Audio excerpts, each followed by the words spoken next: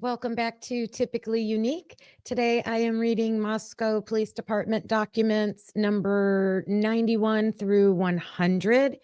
In these documents, you can expect to hear about the biohazard cleaning team that started to clean and then had to stop, Kaylee's financial records, and how her computer was encrypted and having to get extreme networks involved with that. Picking up the DNA sample that was the profile that was created in the UPS video that they ended up getting a hold of. So let's get into it. Number 91. This is Tyson Barrett. On the morning of January 2nd, 2023, I received a call from KL that her blank TO was driving to Moscow to retrieve Madison Mogan's car and personal belongings. So that's a family member or attorney or something like that. I emailed Elle a property release form and signed it, and she signed it and sent it back. On January 2nd, 2023, at about 10:44 hours, I received a call from O or C indicating he was on his way to Moscow. I met C or O at the Moscow City shop at approximately 1300 hours. He collected Madison Mogan's personal belongings consisting of 7 boxes, 1 tote, and a suitcase/bag. 2 of the boxes were flat and contained a mirror and other items. C or O and his associate JM put Mogan's car on a flatbed trailer to tow home. O or C signed for the items, and I took a photo of the release along with his driver's license. And that was reviewed by Roger Lanier. This is number 92. It's a supplemental disaster services response. On December 30th, 2022, at approximately 8:45 hours, disaster services responded to 1122 King Road to, it says being, but it's begin cleaning the residents of biohazards and other chemicals used during the crime scene processing. This was a pre-arranged response. As members of disaster response were setting up their tents and barriers, I received a call from Latah County Prosecutor Bill Thompson. Mr. Thompson advised me that a judge's order had just been issued requesting all mitigation and cleanup be halted immediately. At that point, I instructed the disaster services crew members to stop. I confirmed that the door to the residence had not been opened and no one had entered the residence yet. I checked the evidence tape on the door to ensure the seal had not been broken. I stood by while all of the equipment was loaded back into the response trailer and the entire team left the area. I returned the scene back over to the Northern States security guard and replaced the barricade tape across the parking area entrance. I left the scene at that time. And that was reviewed by Captain Barrett. This is number 93, Dustin Blaker. On November 21st, 2022, I traveled from Moscow, Idaho to Meridian, Idaho to drop off evidence at the Idaho State Police Forensic Laboratory located at blank Meridian, Idaho.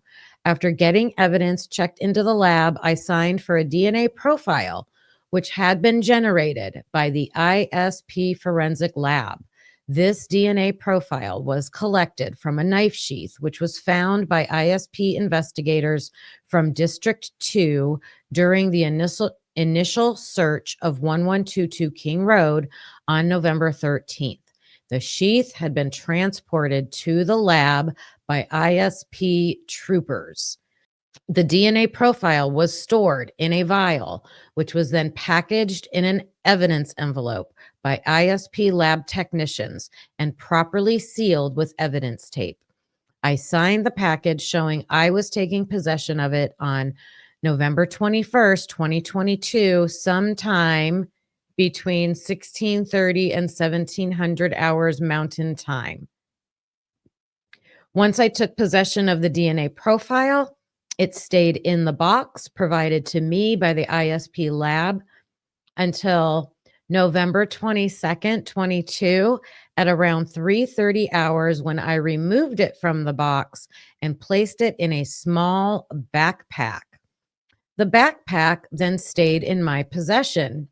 The only time it was not physically holding the backpack was when I went through TSA security at the Boise airport. Okay, it did say it, but it means I. The only time I was not physically holding the backpack was when I went through TSA security at the Boise airport. I was able to see the backpack as it went through the security system and subsequently check off my carry-on by TSA security. The envelope the DNA sample was in never left the backpack at any time during the security check by TSA. I arrived in Houston, Texas at around 1400 hours Central Time. I traveled to Othram Incorporated, which is located at blank in Woodlands, Texas. I arrived at Othram at around 1510 hours. I handed the envelope with the DNA profile to a JF, employee for Othram.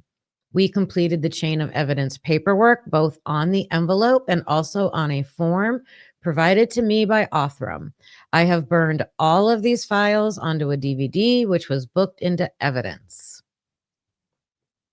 There's a number 4 that says, oh, it just says other none. Okay. That was reviewed by Corporal Payne. Number 94, Lawrence Mowry. On January 3rd, 2023, I applied and was granted a warrant for data related to the email of blank@gmail.com. On January 3rd, 2023, at approximately 15:17 hours, the warrant was served via the Google law enforcement portal located at lers.google.com. On January 4th, 2022, I received an email from Google stating the data requested pursuant to the warrant was available. I logged into the Google LERS portal, and the files were downloaded to the forensic computers located in the secure forensic computer lab at the Moscow Police Department. I completed the warrant return receipt and affidavit. These documents were sent to the Latah County Prosecutor's Office to be returned to the court.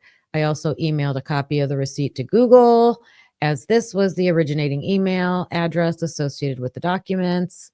The data will be examined at my earliest convenience.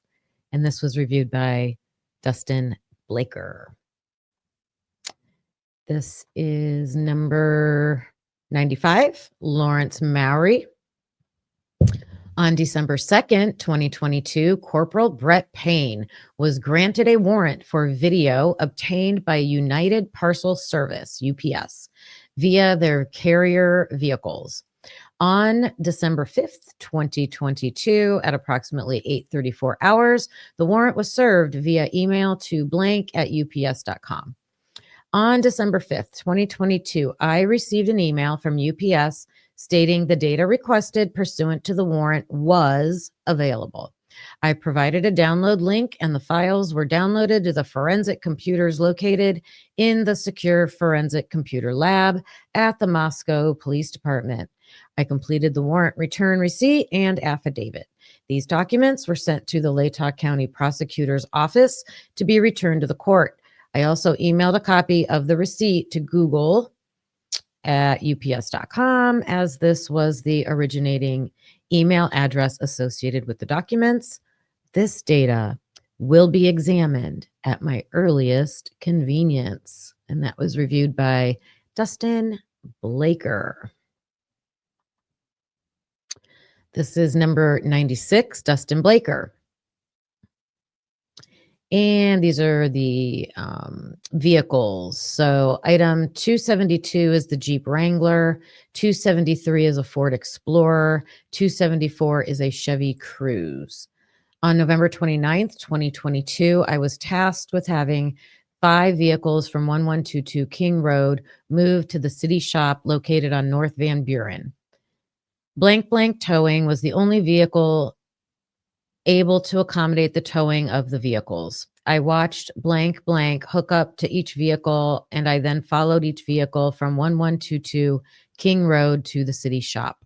On November 29th, 22, I met with DA, FBI DFE agent out of Salt Lake City. I assisted Agent A with removing the ECU from the Jeep Wrangler belonging to Ethan Chapin. After the ECU was removed, I took possession of it and booked it into property.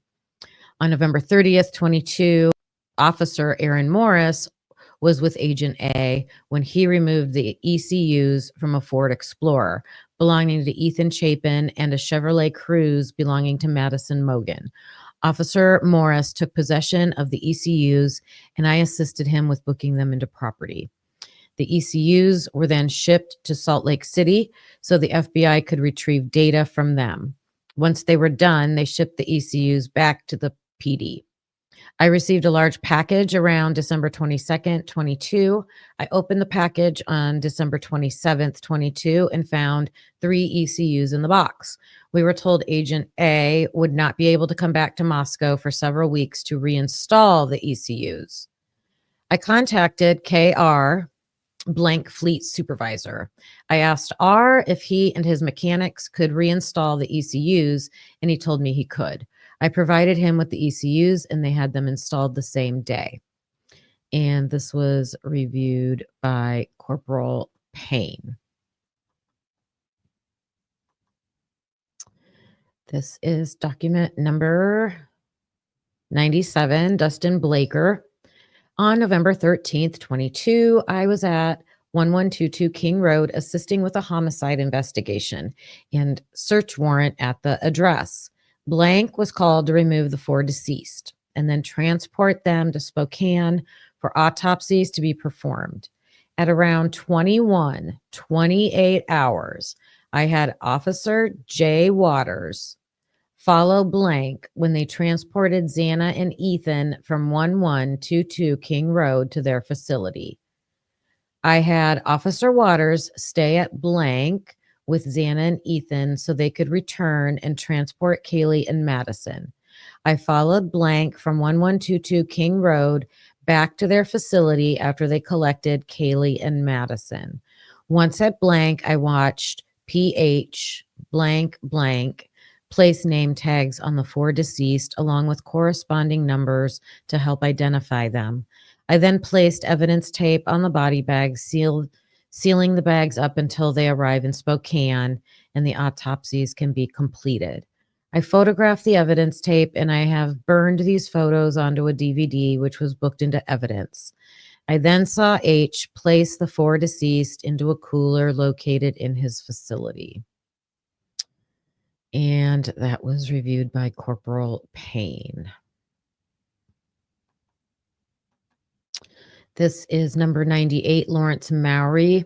On December 22nd, 2022, I applied for and was granted a warrant for financial records from Elan Financial Services for Kaylee Gonsalves.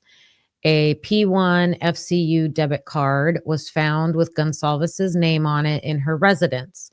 The warrant was requested to see if any financial transactions could be located showing evidence in her murder. FBI SA Douglas assisted in the service of the warrant to Elan Financial. On December 22nd, 22, at approximately 18:25 hours, the warrant was served via email to blank@usbank.com. On January 5th, 2023, I received an email from S.A. Douglas providing the data requested pursuant to the warrant. I downloaded the files to the forensic computers located in the Secure Forensic Computer Lab at the Moscow Police Department. I completed the warrant return, receipt, and affidavit. These documents were sent to the Latah County Prosecutor's Office to be returned to the court. I also emailed a copy of the receipt to Elan US Bank, as this was the originating email address associated with the documents. In examining the data, it appeared the account was registered to LL, Kaylee Gonsalves's blank. And that was reviewed by Dustin Blaker. This is 99. Lawrence Mowry.